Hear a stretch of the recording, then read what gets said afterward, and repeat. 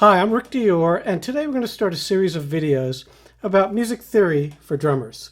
So you saw I'm just playing a little contemporary piece on vibraphone there. This is a 1950s Deegan Aurora vibe. It's a beautiful vibraphone. It is a little rickety. I kind of rebuilt it. And we'll use this instrument for all of these videos. I like teaching on a vibraphone because you're using sticks. So you can learn on a piano. I actually learned when I was a kid all my theory and my jazz theory and everything on piano, but I wish I had a vibraphone. Just couldn't afford one back then. But if you can get your hands on one at school or in college or a used one or anything, it's a great instrument to learn theory on because we can really relate as drummers and percussionists because we're using sticks. A vibraphone also has a pedal so you can sustain the notes. So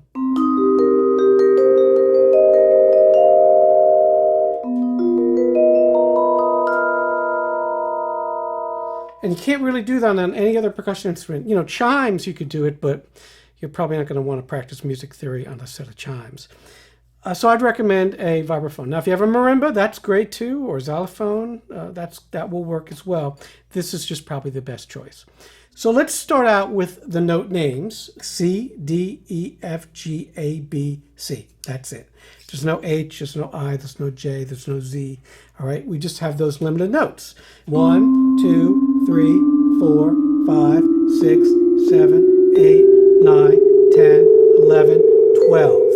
Only 12 notes. So knowing that those are the note names, you need to learn how to read them on a page too. So that's when I teach. I have the students learn the notes looking at them, and I have them learning looking at them on the page, because it's not enough to just know the notes on the instrument. You have to know how to read. So, you know, it's pretty simple. So we'll put some stuff on the screen here so you can see this is treble clef, and you'll see the C, D, E, F, G, A, B, and then the C. Now, a vibraphone has 3 octaves. So this particular instrument is F to F. Not all vibraphones are F to F, but most of them are. They make 4 octaves of vibraphones. They even make smaller vibraphones, but they're rare. Your vibraphone most likely will be 3 octaves when you get it. So this will be an F down here, and this will be an F up here. Now, middle C on a vibe is here, and that's the C, as you see here on the screen. That's right below the line in treble clef. And then the F is below that. And the vibraphone sounds where written.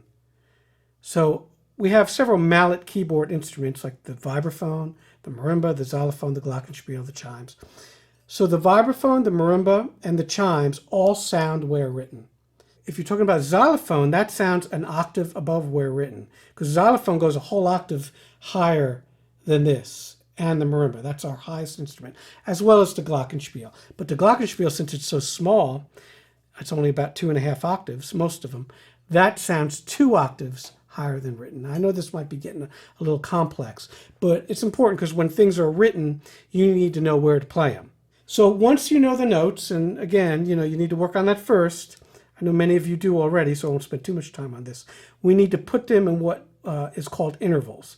So an interval is the space between a note. So the smallest interval you can play is a minor second. And on this instrument, okay, just like a piano, again, we have the accidentals, the black notes here, and the white notes here. A minor second from C is C sharp or D flat. So it's the next note in a chromatic series of notes. If I go chromatically up a keyboard, it sounds like this.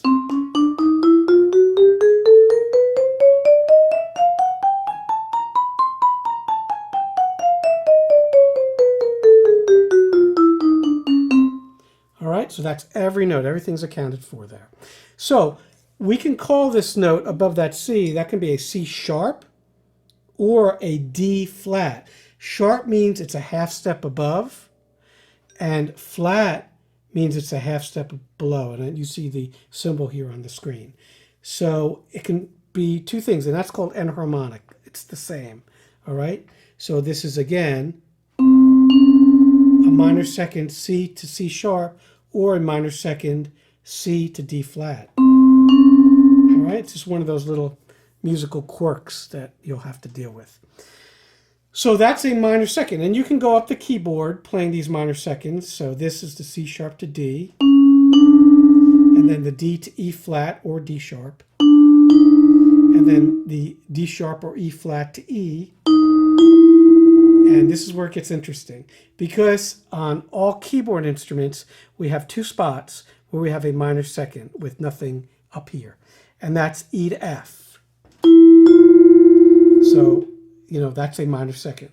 And then we have B to C up here, and that's a minor second. Now, both these notes can be called something different. So an E can be called an F flat, which is very rare, but you might see it. More common is an E sharp, which is an F, okay? Because it's a half step above an E. So if you see E sharp, it's the same as an F. If you see F flat, you may never see that, but if you see it, it's an E. It's a half step below. Now, if you see C flat, which I have seen several times, obviously, that's a B. If you see B sharp, which again is common, that's a C. So there's your C. Okay? So those are the two spots on the keyboard you got to be careful with. And that kind of messes up all your intervals, because you can be happily going along diatonically, you know, playing fifths like this.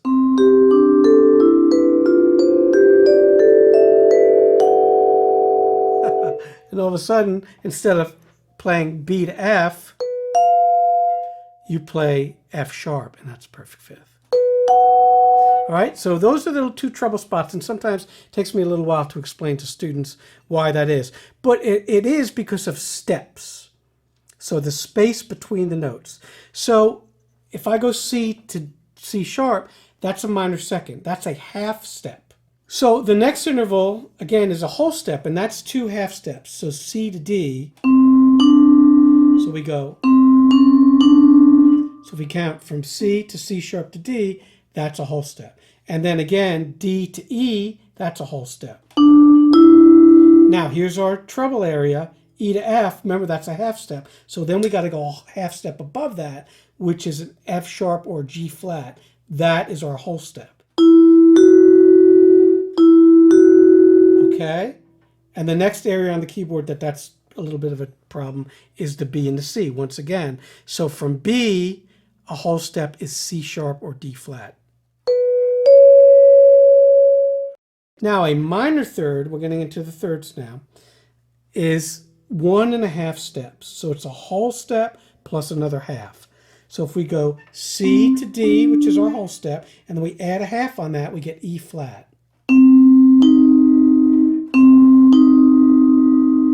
So that minor third would translate into C and E flat. And diatonically then, D to F is a minor third, right? Because we got D to E, and then we add another half step, and D to F becomes our minor third. And then the next one would be E to G, and then we have F to A flat, and then G to B flat, and then A to C, and then B to D, and then C to E flat. Once again. All right, and you're just counting that. Now, when I teach intervals to my timpani students, they need to hear things because they need to be able to tune quickly without, you know, a keyboard, or, you know, a lot of times you're tuning in the middle of a piece. You just have to hear these intervals. So I use song cues. So a good song cue for a minor third is like Hey Jude. If I go, Hey Jude, da da da da. Everybody knows that tune. I love the Beatles, so I know that tune. And there's plenty of others that you can use. So these song cues are really good to know that interval. All right? And I'll give you some others too. So after the minor third comes the major third. So it's 2 steps. Now, another way to think about it, if we go to our minor third, which is C to E flat, that we just did, and then we just go another half step, then we have our major third. So the major thirds quickly going from C would be C to E, D to F sharp, remember it's 2 steps, E to G sharp, F to A, G to B, A to C sharp, B to D sharp, okay, and then C to E. So again, we're counting those steps. That's how you can figure it out. Or you can just learn them, by memory. There's 2 ways to do that. After a major third, we have an interval called a perfect fourth, all right? So the perfect fourth is going to be a half step above that major third. That's the way you might want to think about it. Now we're getting a little higher in the steps, so it gets a little confusing to start counting. So this is how I tell my students to do it. And after a while, they memorize them all. But if you take your major third, jump a half step, the next note, that's a perfect fourth, okay? So a good song cue for that is Here Comes the Bride. All right, and the perfect fourth's going up, C to F, D to G, E to A. Now careful, F to B flat, all right? Remember, because remember we had our major third, which is A, and then we go up a half step, and that becomes a B flat. And then G to C, and A to D, and then B to E, and we're back where we started, an octave higher. C to F. So that's a perfect fourth. The next half step is an F sharp. Okay, that's actually Leonard Bernstein, Maria. All right, that's a good song cue for that. So that is a diminished fifth or an augmented fourth. Augmented means a half step higher. Diminished means a half step lower. So that can be called 2 things. And it's also called a tritone. So if we do our tritones, it's a perfect fourth plus a half step. So C to F sharp, and then D to G sharp, and then E to A sharp. Now, here's the tricky one. All right? Because remember, before on our fourth, it was F to B flat. And now we're F to B, because it's a half step higher. And so on. So again, that's called a tritone, an augmented fourth or diminished fifth. Now, a perfect fifth, C to G, D to A, E to B, F to C, G to D, A to E, B to F sharp.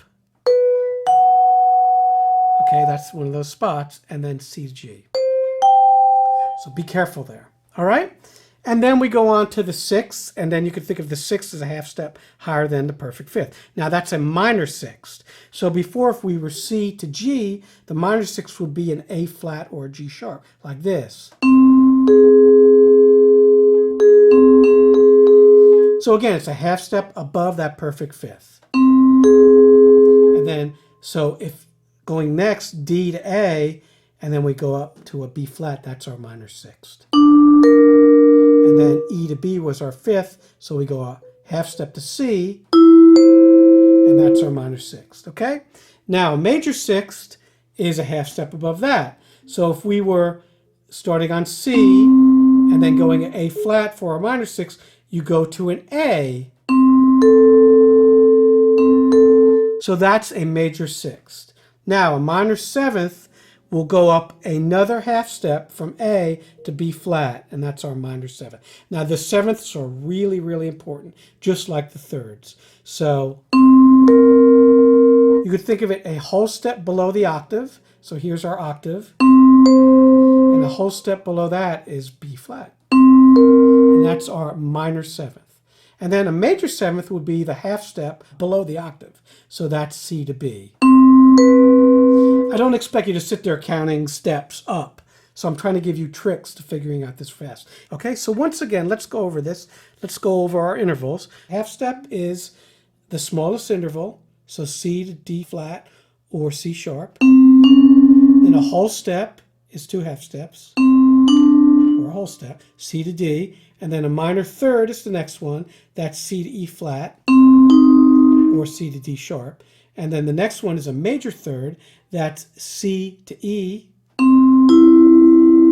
Okay, and the next one is a perfect fourth, and that's C to F. Now the next one is an augmented fourth or diminished fifth or a tritone, and that's F sharp or G flat. And the next one is a perfect fifth. And the next one is a minor sixth, so C to A flat. And the next one is a major sixth, C to A. And the next one is a minor seventh, C to B flat. And the next one, or in the last one, is a major seventh, C to B. Whew, I'm getting dizzy. All right, so those are our intervals. And that's the first thing that you should learn on the keyboard other than the notes. So that's our first lesson here on this. And the next lesson, we'll start talking about chord qualities. So we'll do chord qualities, and that's going to be a big one. That'll be some videos. And then we'll talk about scales and keys. So it's going to go on. And, you know, I don't expect you all to, to become, you know, geniuses overnight. But you do need to learn this stuff and maybe just watch a little at a time so it doesn't get confusing, and come back to it so you can absorb this material. So I hope this helps, and we'll see you soon. Bye-bye.